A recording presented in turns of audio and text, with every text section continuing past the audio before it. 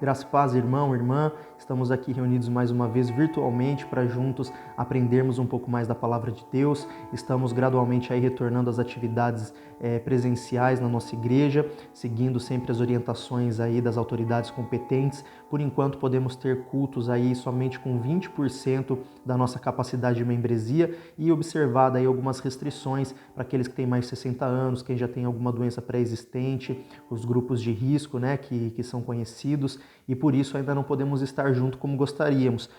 Até por essa razão continuaremos com a nossa aula online da escola bíblica, até porque as autoridades vetaram, pelo menos por enquanto, não está autorizado a retomada de aglomeração para estudos, tá? Então nós não podemos fazer a nossa aula bíblica presencial, mas iremos dar sequência aqui com os vídeos semanais para podermos encerrar a carta de Tiago, que tem sido objeto de nosso estudo.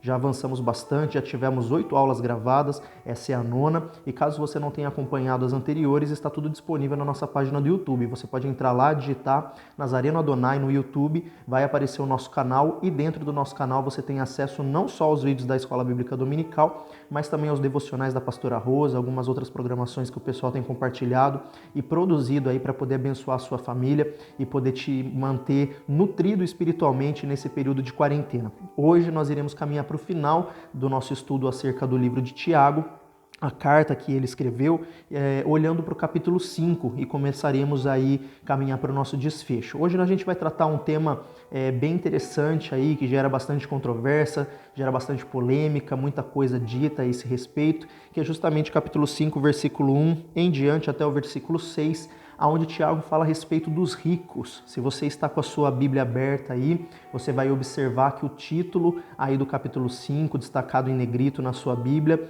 é uma exortação, uma advertência, um aviso aos ricos, ou contra os ricos, contra as riquezas.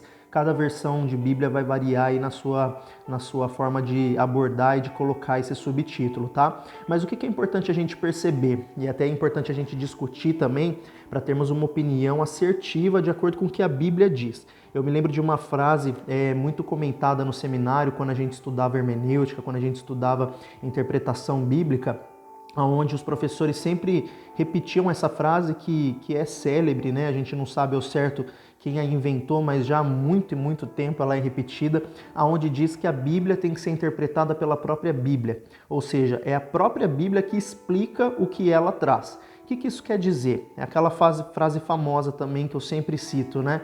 O texto fora de contexto vira pretexto para falar uma heresia. Então a gente nunca pode pegar um trecho isolado da palavra de Deus e querer formular uma orientação geral para quem quer que seja, para qualquer assunto que seja.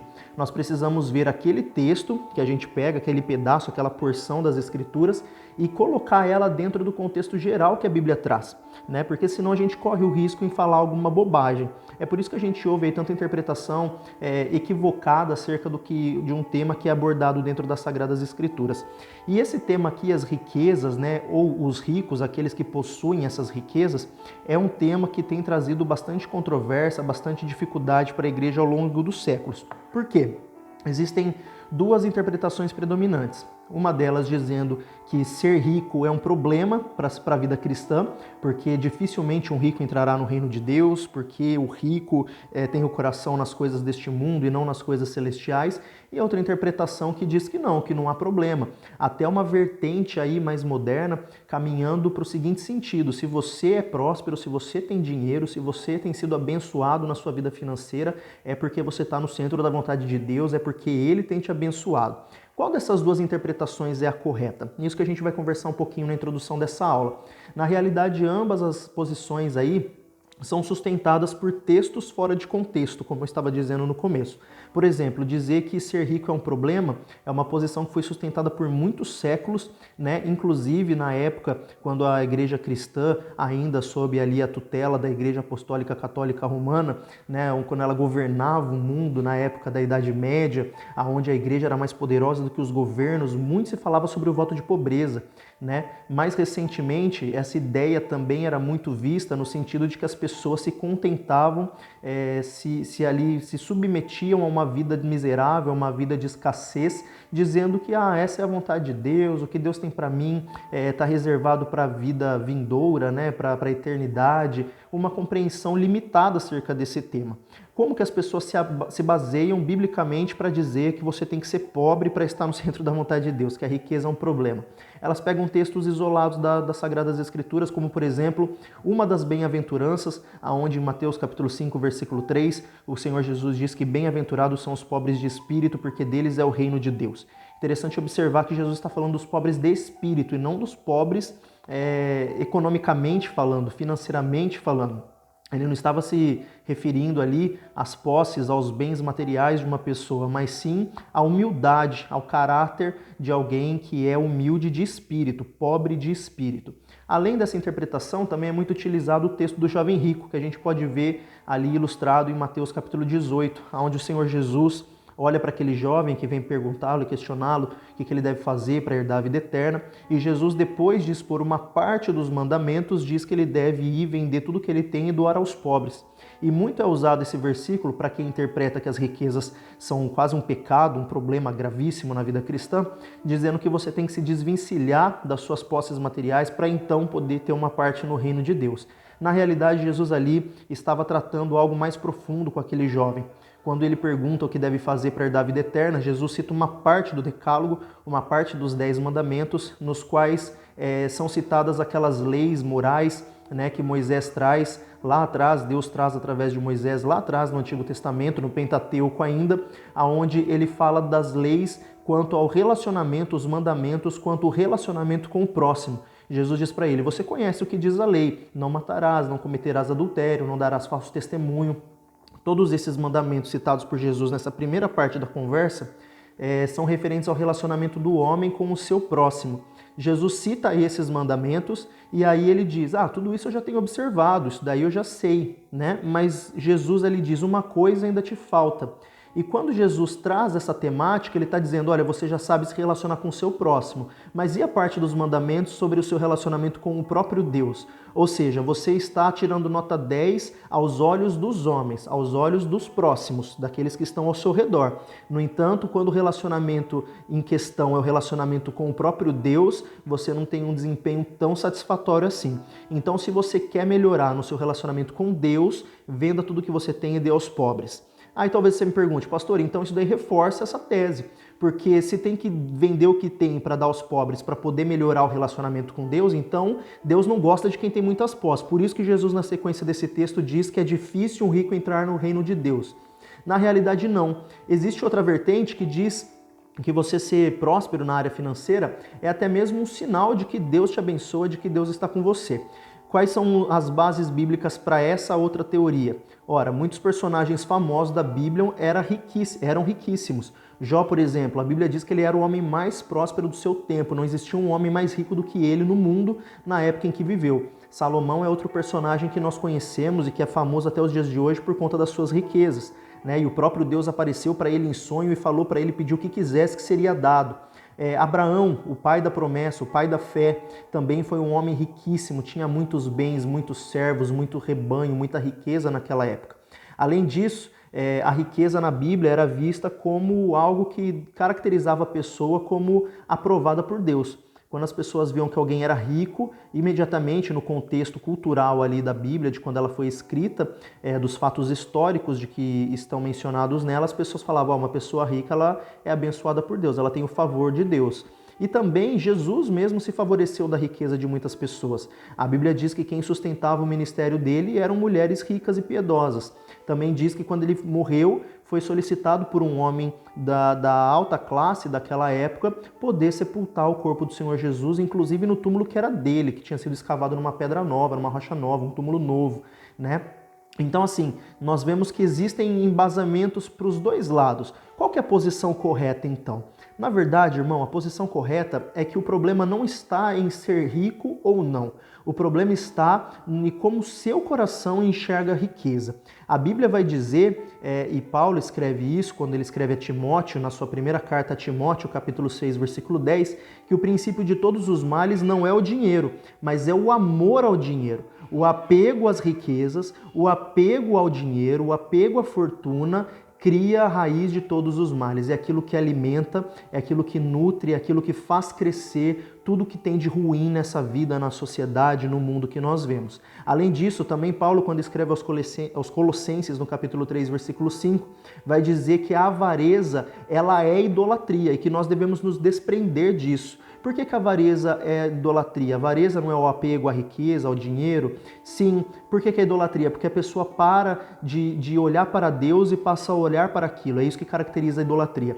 Idolatria é tudo que rouba o lugar de Deus nas nossas vidas. E quando a pessoa tira Deus do centro da sua vida para colocar o dinheiro, colocar a riqueza, o apego a essas coisas, ele se torna idólatra na avareza. Então, na realidade, o problema não é o dinheiro, o problema não é a riqueza, o problema é quando o coração da pessoa está voltado para isso. Tem um livro que eu gosto bastante, no âmbito de negócios, no mundo corporativo, esse livro é sempre muito indicado, é um best-seller, né? Ele se chama O Segredo das Mentes Milionárias, escrito por Harvey Eker, acho que é assim que se pronuncia o nome dele, se eu não estiver equivocado, um livro o qual eu li quando estava na faculdade, ele diz uma frase lá que eu gravei, eu não fui pegar a frase para transcrevê-la, para citá-la aqui de modo transcrito, né?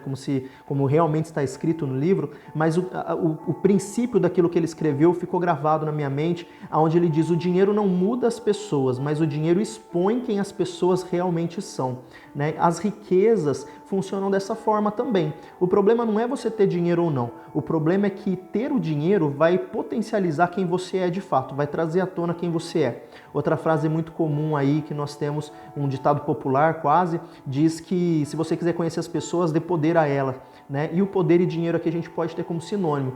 Então, na realidade, o problema não está nas riquezas, mas aonde está o coração das pessoas. É isso que Jesus diz: aonde está o seu coração, ali está o teu tesouro, né? Então, o dinheiro, o pastor Ronaldo sempre diz isso, e eu gravei de algumas ministrações que ele disse, isso eu tenho na minha mente. Ele diz: o dinheiro é um ótimo servo, mas é um péssimo senhor. Nós precisamos de fato entender que o dinheiro, ele tem que nos servir, nós temos que saber administrar, nós temos que saber usar, nós temos que saber empregar os recursos que chegam até nós para que a gente possa ser bênção na vida dos outros, para que isso possa ser bênção também na nossa própria vida e ele possa nos servir. E não nós vivermos em função das riquezas, não nós mudarmos a nossa forma de ser, a nossa forma de agir, priorizando sempre isso. Então nós não podemos ser escravos do nosso dinheiro, mas nós devemos ser senhor do nosso dinheiro, devemos estar no controle dessas coisas. Por quê?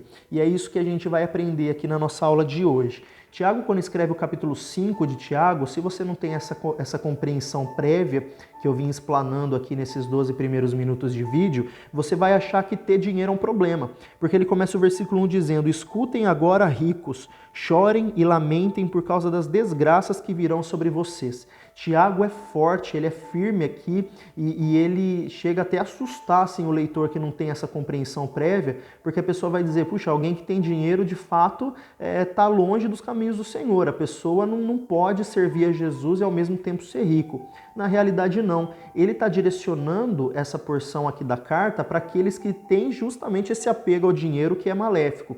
Aqueles que amam o dinheiro, aqueles que são avarentos, aqueles que são idólatras por causa disso, aqueles que não são senhor do seu dinheiro, mas são servo do seu dinheiro, é a essa pessoa que Tiago está se referindo. E qual que é o problema de ser dominado pelas riquezas? Quais são as consequências de se deixar dominar pelo amor, pelo apego às riquezas, aos bens materiais, à fortuna, às coisas dessa vida? Tiago vai trazer aqui, em primeiro lugar, o amor ao dinheiro traz desgraças. É isso que diz aqui o versículo 1. Lamentem e chorem por causa das desgraças que virão sobre vocês. Nós podemos acompanhar isso de uma forma bem didática, assim, ilustrativa, que fica muito claro para nós, ao acompanhar os noticiários aí, alguns jornais mais sensacionalistas, assim, que gostam da notícia mais de enfeitar a notícia, vamos colocar dessa forma, não criticando quem assiste, quem faz esse programa, mas assim, para você poder entender aonde a gente começa a ver que por causa de dinheiro há traições, por causa de dinheiro há assassinatos, há intrigas, há mentira, há inveja. A gente viu recentemente aí, saiu em tudo que é noticiário, o caso daquela jovem que acabou por assassinar os seus pais e, se eu não me engano, até mesmo seu irmão dentro do carro. A gente viu tantas e tantas histórias famosas aí no Brasil, aonde pais matam filhos, filhos matam pais, aonde esposa mata marido e marido mata esposa, aonde tem toda essa questão aí complicada, né, terrível até mesmo de ser mencionada. E se a gente for analisar a fundo, tudo gira em torno do amor ao dinheiro. A pessoa querendo a herança, a pessoa querendo o seguro de vida, a pessoa querendo os bens, a riqueza, né? E aí a gente começa a entender o que Paulo disse a Timóteo. O amor ao dinheiro é a raiz, é aquilo que vem no centro, é aquilo que vem alimentando e nutrindo todos os males. A pessoa, ela é tão apegada a isso que ela se desprende do amor ao seu pai, ao seu próximo, ao seu cônjuge e é capaz de fazer coisas terríveis. O amor ao dinheiro traz desgraças, traz briga, traz intriga, traz confusão. Eu sou corretor de imóveis, infelizmente muitas vezes eu visualizo, presencio isso no dia a dia, quando alguém falece e ali os herdeiros ficam ali brigando para ver de quem vai ser a maior parte da herança e ali o inventário vira uma guerra, né? Porque o amor ao dinheiro é o começo, é o princípio, é aquilo que nutre todo o mal, é aquilo que vai trazer desgraça para a vida das pessoas.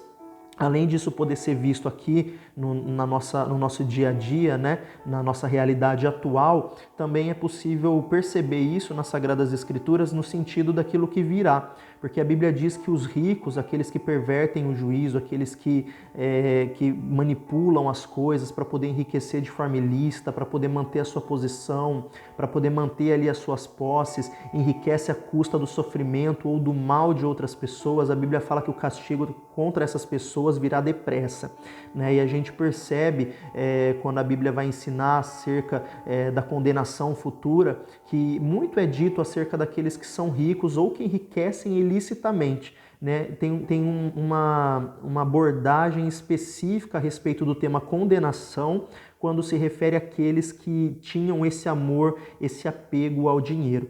Então aqui em primeiro lugar, o apego, o domínio do dinheiro sobre a pessoa vai trazer desgraças. Em segundo lugar, o apego ao dinheiro, né, se deixar dominar por esse amor às riquezas, traz também uma falsa segurança que vai ser consumida, que vai ser destruída. É o que diz o versículo 2 e 3 aqui do capítulo 5 de Tiago. Acompanha comigo a leitura. As suas riquezas apodreceram e as suas roupas foram comidas pelas traças. O seu ouro e a sua prata estão enferrujados e essa ferrugem será testemunha contra vocês e há de devorar como fogo o corpo de vocês. Nesses tempos do fim, vocês ajuntaram tesouros. Ou seja, enquanto as coisas não iam bem, essas pessoas procuravam riquezas. Enquanto havia calamidade, fome, dor, destruição, pessoas ali precisando, o seu próximo ali sofrendo, esse tipo de gente apenas busca manter e conservar o seu enriquecimento, as suas posses, os seus lucros a qualquer custo. A Bíblia diz que há uma sensação de segurança. Essas pessoas têm casa, essas pessoas têm riquezas, têm tesouros, têm prata, têm ouro, têm boas roupas, têm comida, têm tudo do bom e do melhor. O mundo está pegando fogo lá fora, mas essa pessoa está dentro de uma bolha se sentindo super segura. Mas essa sensação de segurança, ela é falsa. E aqui diz, olha só, as suas riquezas apodreceram, as suas roupas foram comidas pela traça, o seu ouro e a sua prata estão enferrujados, e isso tudo será testemunha contra vocês. Ou seja, o apego ao dinheiro, ele traz também uma falsa segurança, uma sensação equivocada de segurança, enquanto na realidade essa pessoa está caminhando para a destruição, como nós já dissemos anteriormente. Além disso tudo, e nós vamos encerrar a nossa videoaula hoje com esse desfecho, o versículo 4 até 6, diz o seguinte: eis que o salário dos trabalhadores que fizeram a colheita nos campos de vocês e que foi retido com fraude, está clamando. E o clamor dos que fizeram a colheita chegou até os ouvidos do Senhor dos Exércitos. Vocês têm tido uma vida de luxo e de prazeres sobre a terra, têm engordado em dia de matança. Vocês têm condenado e matado o justo sem que ele ofereça resistência. Ou seja, o apego ao dinheiro, ele produz também uma cegueira que acaba por produzir injustiça. E isso é complicado, irmãos, porque o nosso Deus é um Deus de justiça. A Bíblia fala: bem-aventurado aqueles que têm fome e sede de justiça, porque eles serão saciados. A Bíblia ensina, aqui mesmo na carta de Tiago, que a verdadeira religião é assistir os órfãos e as viúvas, ou seja, ajudar aqueles menos favorecidos. Para quê? Para que haja justiça. O Senhor, ele diz, quando ele está trazendo a lei ali através de Moisés, ele fala: olha, não colha totalmente a produção do campo de vocês, mas deixa uma parte da colheita, aquela espiga, uma que cai, deixa ela lá, outra que sobra ali no meio da colheita, deixa ela lá para que os pobres possam vir e possam comer. Porque se o pobre clamar contra vocês, eu vou ouvir o pobre e eu vou defender o pobre, diz o Senhor. Então, querido, o amor ao dinheiro, ele produz uma cegueira que gera uma injustiça social. E essa injustiça, eu tenho certeza, à luz das Sagradas Escrituras, que incomoda demais o nosso Deus. E aqui Tiago está dizendo justamente isso. Olha só, o salário dos trabalhadores que fez a colheita para vocês e esse salário que foi retido com fraude está clamando contra vocês. E o clamor do pobre chegou aos ouvidos do Senhor dos Exércitos. Ah, irmão, quando esse clamor chega aos ouvidos de Deus e o Senhor se levanta para executar juízo, para fazer justiça, sai de baixo, como diz aquela frase famosa, né? Então, o amor à riqueza, ele segue esse entendimento, ele segue essa percepção. A pessoa que ama as riquezas, ela faz tudo para poder ter lucro, para poder enriquecer. Ela não mede esforços, ela perde o filtro e muitas vezes acaba passando por cima dos outros, acaba prejudicando os outros, mas isso dói no coração de Deus e certamente isso traz ira ao nosso Deus, e Ele é Deus vingador, diz a palavra do Senhor, né? Estamos no tempo da graça, mas um dia a conta vai chegar e cada um vai ter que prestar conta dos seus atos, né? Então aqui Tiago está dizendo: ai daqueles que amam as riquezas. Por quê? Porque o amor ao dinheiro vai trazer desgraça para a vida dessa pessoa, vai trazer uma falsa segurança para essa pessoa e quando ela abrir os olhos vai ser tarde demais. E principalmente vai tornar essa pessoa cega, ela vai produzir injustiças e um dia ela vai ter que prestar conta com o Deus justo, o Deus que é todo poderoso e que é justo. Por isso, queridos, que você possa ter essa compreensão. O problema não está em ter grana, o problema não está em acumular posses, em ter bens materiais. O problema está em ter o coração preso a essas coisas. A Bíblia diz que Deus ama quem dá com alegria, quem é liberal nas suas ofertas, justamente por isso, porque essa pessoa não está presa a essas questões. E trazendo aqui o princípio da mordomia cristã, que deveria ser mais falado e mais ensinado por nós pastores nas igrejas de hoje, tudo que nós temos foi Deus que deu. Aquela percepção que Davi tinha e que ele ora a Deus quando ele está ali recolhendo as ofertas para o templo que Salomão, seu filho, iria construir. Ele diz: Senhor, tudo vem das tuas mãos e da tua própria mão a gente pega e te devolve, porque tudo é teu. Né? Essa percepção de que tudo vem de Deus e nós apenas administramos, somos mordomos, é o conceito de mordomia cristã. E nós, como bons mordomos na casa de Deus, como servos fiéis, filhos amados, devemos aprender a administrar bem tudo aquilo que chega à nossa mão, não só as riquezas, mas administrar bem o nosso tempo, administrar bem os nossos dons, os nossos talentos, as nossas virtudes, as nossas qualidades e também os nossos recursos financeiros. Que essa aula possa abençoar a sua vida e possa te trazer uma perspectiva adequada desse tema dentro da palavra do Senhor, dentro da sã doutrina aqui das Sagradas Escrituras. Que você possa entender que o amor ao dinheiro é maléfico, e que nós não sejamos aqui esses que foram advertidos por Tiago no capítulo 5, versículo 1, onde ele diz: escutem agora, ricos, que nós não sejamos esse tipo de ricos que amam as riquezas, mas se Deus conceder que tenhamos posses, que a gente possa fazer tudo para o louvor e para a glória do nome do Senhor, que a gente possa abençoar a obra, abençoar o próximo, sustentar o necessitado, porque certamente o Senhor recompensará, irmãos. Que Deus possa abençoar a sua vida. Semana que vem a gente está aqui mais uma vez para talvez já encerrar aqui esse escrito, essa carta de Tiago, nessas exortações finais aqui, nesses conselhos gerais que ele aplica no finalzinho da sua carta. Deus abençoe, estamos juntos amanhã na igreja, você está ciente, já voltamos com a nossa programação, domingo de manhã, domingo à noite, esperamos ver você que pode estar lá, em nome do Senhor Jesus. Deus abençoe você e a sua casa. Fiquem com Deus.